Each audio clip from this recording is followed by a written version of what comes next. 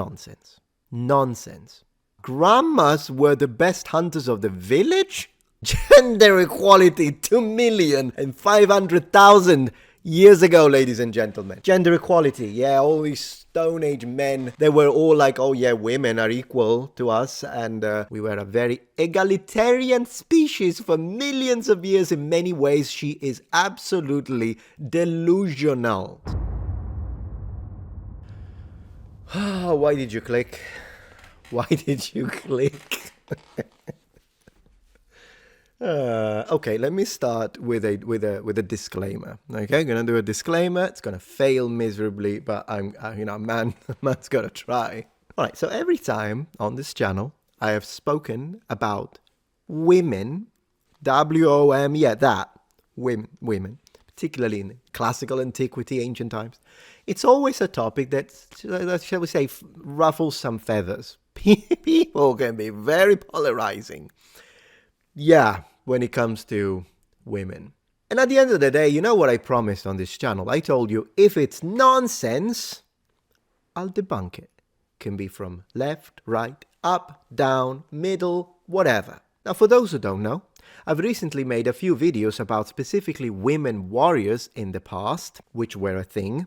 Very rare, but still a thing, mostly to address some insane statements that were made by people that were saying, a woman can never defeat a man in combat, doesn't matter if they have a weapon, no matter the weapon, women cannot wear armor, and I debunked the shit out of those with the actual sources, but today he's going nuts. So, just like I said to my dear subscribers, if it offends you, and you don't want to hear it, like, oh no, Metro, I don't want to hear you speak, okay, relax. Right winger after. Right. Skip the upload. Because I gotta debunk this absolute nonsense. They call it science. Science. So, I tackled the guy at the freaking Daily Wire a few uploads ago. Today we're tackling this because this is insane. And I don't care. I'll debunk it all. I'll debunk every single one of them. I'll debunk them all. With that out of the way, for everyone who has decided to stay, thank you so much for being open-minded. Let's dive in. Yeah. So today we're checking out two articles specifically, one worse than the other. So first we have early women were hunters, not just gatherers, study suggests, says Margaret at the Daily Correspondent. Ooh, careful, Margaret, you're using something. This may be to your opponent. Careful. And the second one is from Science Daily. What is it with Daily, you guys? Daily Metatron. I'm going to do Daily Metatron. Science Daily tells us, challenging prehistoric gender roles.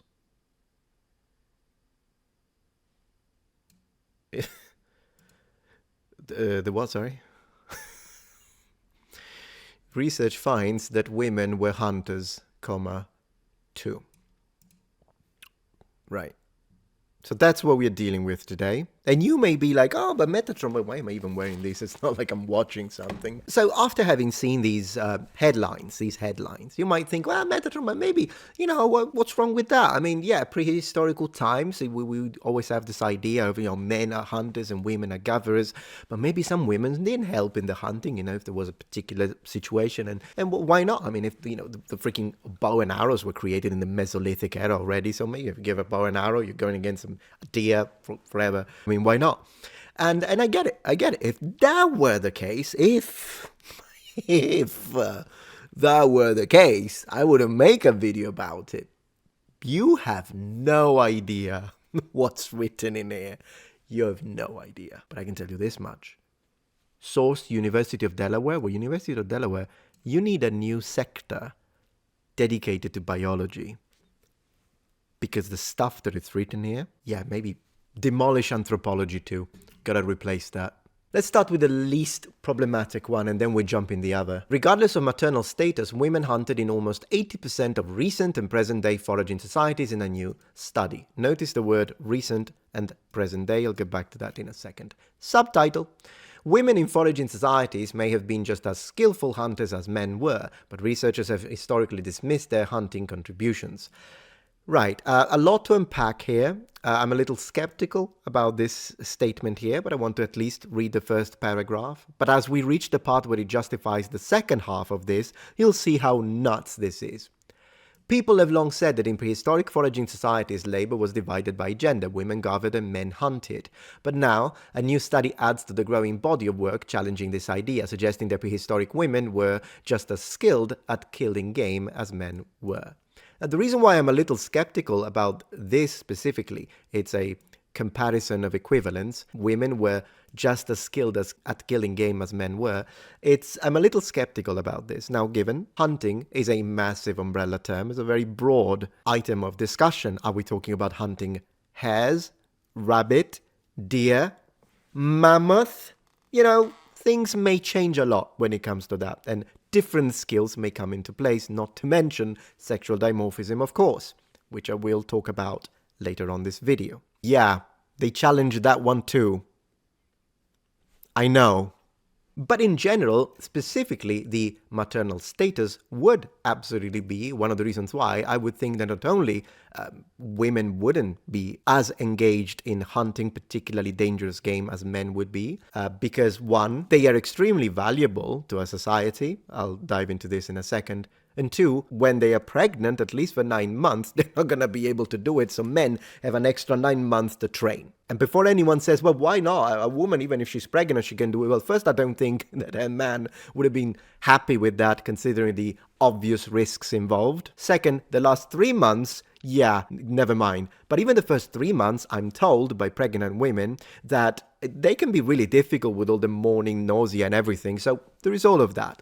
But we'll jump into it. But let's continue. We have had scattered reports here and there about women's hunting. Vivek, whatever her name is, an evolutionary anthropologist at the University of Calgary in Canada. Of course, it's a university in Canada. Nothing against my Canadian subscribers, but man, this is the second Canadian university that I'm reading, and the first one was already an absolute catastrophe. I know it's not your fault, but I'm just gonna say it. Link in the description for that episode, by the way.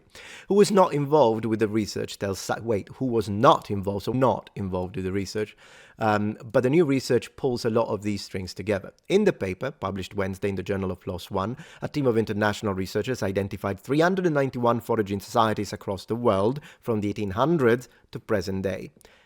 Yeah, scientists use modern foraging societies as a window into past human behavior, reports NPR's This Name. Of these, they obtained data on hunting from 63 societies. This is a minute, fragmentary sample pool. 63 out of 390, so this number is useless to us. Only 63 have been considered and examined, analyzed when it comes to their hunting habits, and they're all modern, of course. So we're not talking about they found some incredible discovery at archaeological. No. We were reading papers written by people who had lived with these groups and had studied their behavior. Study co-author Kara Wall-Scheffler, a professor and co-chair of biology at Seattle Pacific University, tells Live Science Jeffer. They were looking at people and recording what they did. Their analysis revealed that regardless of maternal status, women hunted in 50 of these societies. Okay, so 17 that didn't happen. Or about 79%, and more than 70% of female hunting appeared to be intentional, rather than opportunistically killing animals while doing other activities per the study. So, the sample pool becomes even smaller, because when you read, wow, 79%, yeah, but not of 391 of 63, and only 70 is actually intentional. In societies where hunting was the most important activity for subsistence, women participated in hunting 100% of the time. Makes sense. The hunting was purposeful. Women had their own toolkit. They had favorite weapons. Grandmas were the best hunters of the village? What? Okay. So by this last statement alone, I know already that they are putting all sorts of different game together. So there is no way, in any way, shape or form, that grandma can hunt dangerous animals. Hence, I have to deduce that in this case, grandma is really good at hunting because she caught rabbits. Good for her. Not exactly a great indicator of how people in prehistorical period in the Stone Age dealt with this. The researchers also found that women played an active role in teaching hunting, that makes sense, and they used a wider variety of weapons and hunting strategies than men did. For example, while men tended to hunt alone or in pairs, women hunted alone with a man or with groups of women, children, or dogs. So you should have added that men tended to also hunt with women because, I mean, yes, this is so written poorly. Women hunted small game in 46% of the studies. Great, so another 46 can be set aside. And took down medium and large game in 48% of them. 4% of societies, they hunted game of all sizes. 4%, yeah. While previous researchers found that women may have rivaled males when it came to taking down big game, historically scientists have dismissed females' hunting prowess, possibly because of research bias, per the paper, research bias. But recent studies have increasingly shown women as hunters in the Americas. A 2020 study found that females likely represent up to 50% of prehistoric big game hunters, suggesting the practice was gender neutral. The practice was gender neutral. And the remains of women, like men, have been discovered buried alongside hunting weapons. This... they're gonna say, oh, it's because bias. I have tackled this numerous times, and this is probably what they are using when they talk about prehistoric societies. I've tackled this multiple times. It isn't a matter of bias. It is a fact that, for example, in warrior societies, such as the Norse societies, for example, but even in ancient Rome, when we find a woman and she's been buried with weaponry, a sword, maybe even an axe head, it doesn't automatically mean she was a warrior. It could absolutely mean, and doesn't have to do with the patriarchy, doesn't have to do with our bias, doesn't have to do with, oh, it's because the archaeologists are men. No, it is a fact, academically confirmed, that oftentimes, as per those cultures, a woman of status would be buried with weapons that represented her status, and that is not necessarily an indicator that she knew how to use them. Therefore, if you find a woman buried with hunting implements, yes, it could mean that that specific woman knew how to hunt. I'm not saying or dismissing completely that possibility, but it can absolutely also mean that she was buried with implements that either underlined her status as a married woman of a hunter or the mother of a hunter, and that is a cold fact. Yet, while researchers presume stone projectiles found buried with men are hunting tools, they are less persuaded when projectiles are associated with females, per the new paper. Yes, and I've just explained why. Wal Scheffler tells NPR the stories of gender differences in our ancestors have percolated, I don't know that word, into our society today, which can lead people to assume dividing labor based on gender is a more natural way to live. It can be damaging, says this reports to NPR. They use that to argue the gender roles should be more rigid today. So this is the first paper. It was pretty bad, but not as bad as the second. Get ready, my friend. Because this one is mostly denying real archaeological data based on facts, but the next one is going to deny biology altogether. And it's from the Science Daily, your source for the latest nonsense. Challenging prehistoric gender roles, will you? Team discovered little evidence to support the idea that roles were assigned specifically to each sex. Source, University of Delaware. I'd rather the source was Stone Age, what have you. Summary: anthropologists challenge the traditional view of men as hunters and women as gatherers in prehistoric times. The research reveals evidence of gender equality. There we go. Gender equality 2,500,000 years ago, ladies and gentlemen. Gender equality. Yeah, all these Stone Age men, they were all like, oh yeah, women are equal to us and they can vote in our society. Didn't you know that? Women had right to vote in the prehistoric Neolithic societies, and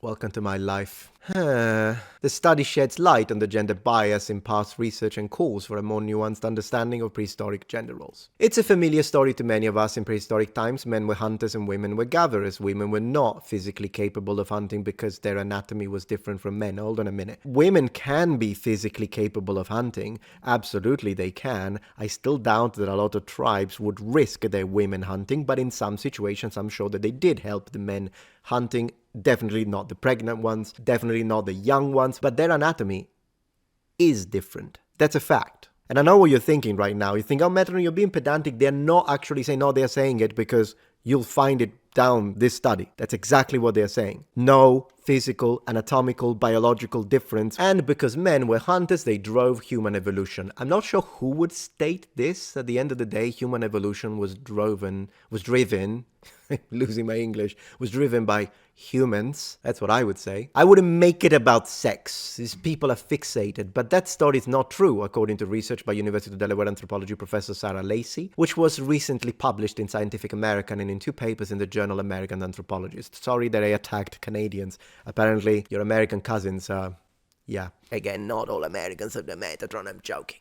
Lacey and her colleagues, Cara, from the University of Notre Dame, oh there we go, examined the divisions of labor according to sex during the Paleolithic era, approximately 2.5 million to 12,000 years ago. Through a review of current archaeological evidence and literature, they found little evidence to support the idea that roles were assigned specifically to each sex. Well, of course you have, because finding evidence when dealing with the Paleolithic, Mesolithic, Neolithic, it's the most ancient one, the stone. The earliest of the stone.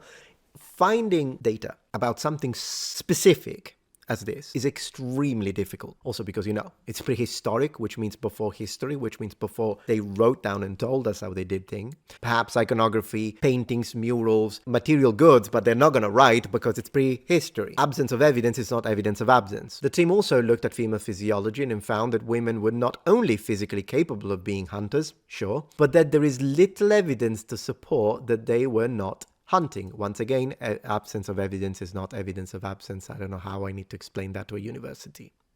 Lacey's a biological anthropologist, goodness gracious, who studies the health of early humans. And Okobok is a physiologist who makes analogies between modern day and the fossil record. Okay, a modernist of the fossil record. Friends in graduate school, they call I don't care. Anyways, they're complaining about a number of papers that had come out that use this default null hypothesis that cavemen had strong gender division of labor, that males hunt, females gather things. We were like, why is that the default? We have so much evidence that's not the case. Lacey said we don't have that much evidence, by the way. But then again, there's nothing wrong with challenging an academic position, but you have to bring in the actual evidence, right? The researchers found examples of equality for both sexes in ancient tools: diet, art, burials, and anatomy. Wait. Let me read that again. The researchers found examples of equality for this, and anatomy. Equality of anatomy between men and women is nonsense. Nonsense. It is a fact of biology and science that the sexual dimorphic traits and differences between male and females within the human species are substantial when it comes to stature, body composition, body mass, phenotypic traits in male and females. And these are evident across several different types of samples, regardless of different types of nutrition. Males tend to have a 36% more lean body mass, 65% more muscle mass, 75% more arm muscle mass than women, which of course yields parallel sex differences in strength. The majority of these are more evident in the upper body strength. And as you probably know, on the opposite side of the spectrum, women tend to have a higher degree of fat accumulation as a neurodevelopmental resource. And whenever we talk about these sexual dimorphism traits that are different in male and female, usually you will see that there is a focus in body mass. And one of the reasons is body mass and strength are both important factors when it comes to advantages in aggressive scenarios, including hunting, combat, and whatnot. So does this mean that only men are capable of hunting? No. But the idea that you're saying that it's all equal, they're all equal, no.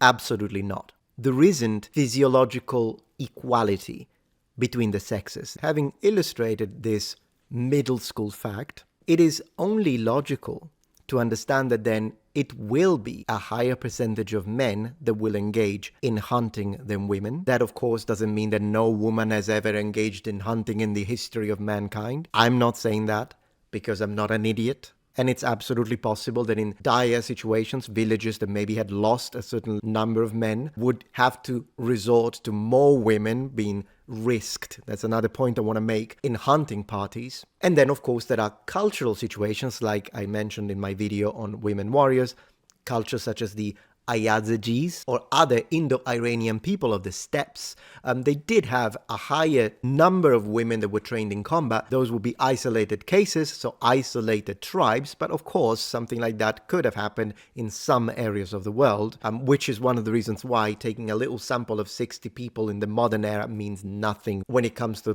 prehistory, because things would have varied tremendously all around the globe. But as I was saying, one of the reasons why it doesn't really make sense that this is something that, okay, at a global level in all of prehistory, women and men were just equal, both equal hunters. In fact, if anything, women were even more skilled than men. It's nonsense. Also because women, biologically speaking, are more valuable than men when it comes to reproductive capabilities. Because, of course, when you have a village already in a very, very dangerous environment, which was the Stone Age, imagine you have a population of 200 individuals, and let's say that you have 100 men and 100 women. If all of them go to hunting parties and accidents happen, people die, maybe there is a battle with another clan, if you lose 70 women and you're left with 30, repopulating is going to be extremely difficult. On the other hand, if you lose 70 men, so you're left with 30, but you have still intact 100 women, repopulating is not going to be as difficult. Well, simply because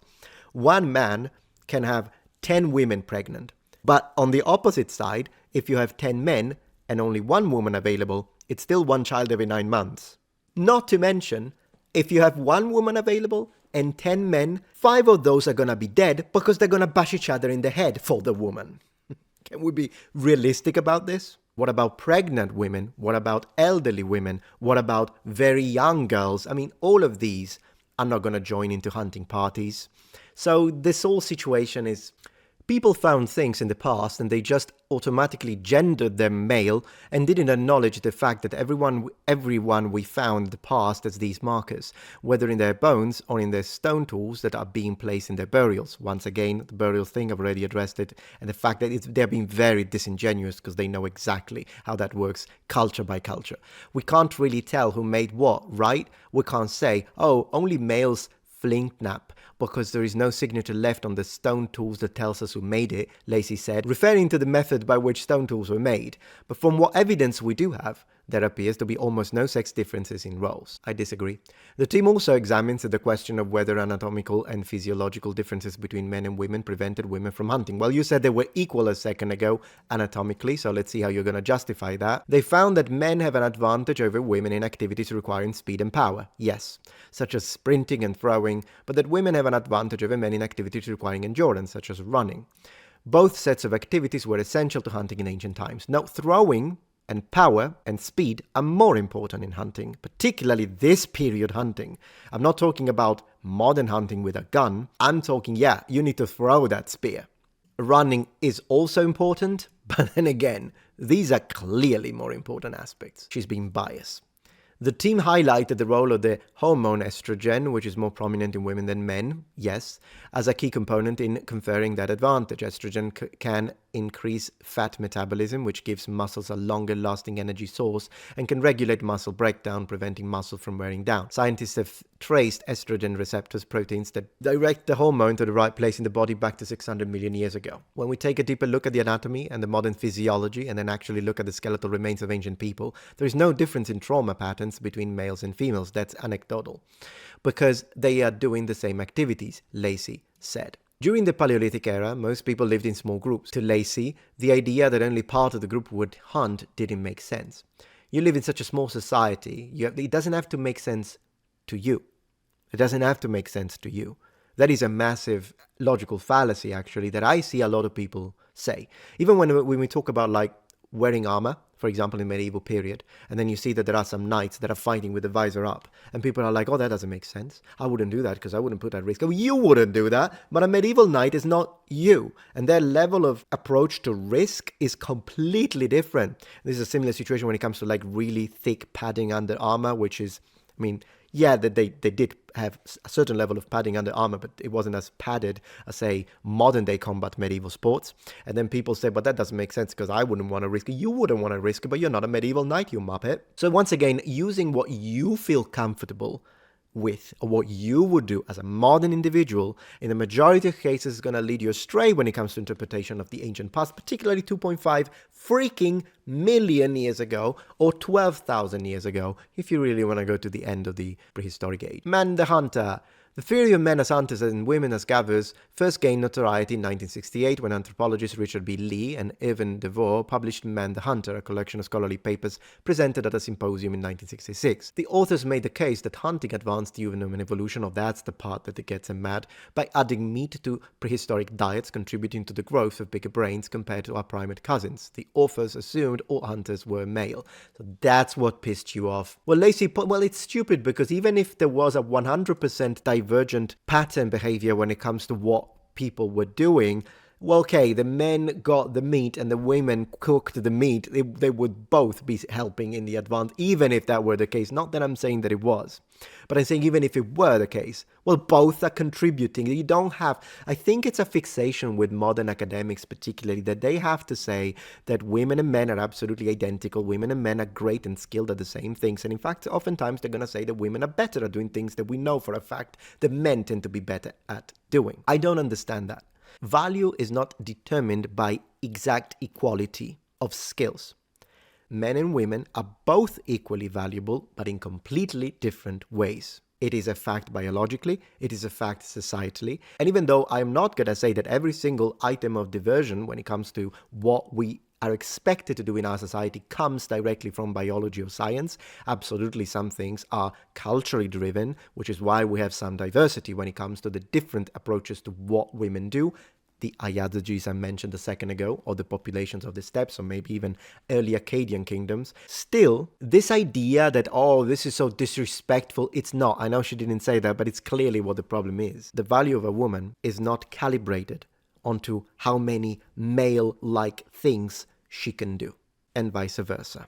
There were women who were publishing about this in the 70s, 80s, and 90s, so you specifically read women then, you don't read, you decline the importance of men writers, but women write it, then it's okay. This is selective bias. I don't even know how she's a researcher at a university, but their work kept getting relegated to, oh, that's a feminist critique or a feminist approach. Okay, yeah, this does happen. And I fought against this because, again, you have to debunk what should be debunked, but you have to be open-minded when something is done properly and professionally. So sure, this happens, but it's not always the case. This was before any of the work on genetics and a lot of the work on physiology and the role of estrogen had come out. We wanted to both lift back up the arguments that they had already made and add to it all the new stuff. Lucy said that the man, the hunter theory continues to influence the discipline. While she acknowledges that much more research needs to be done, exactly, there aren't that many.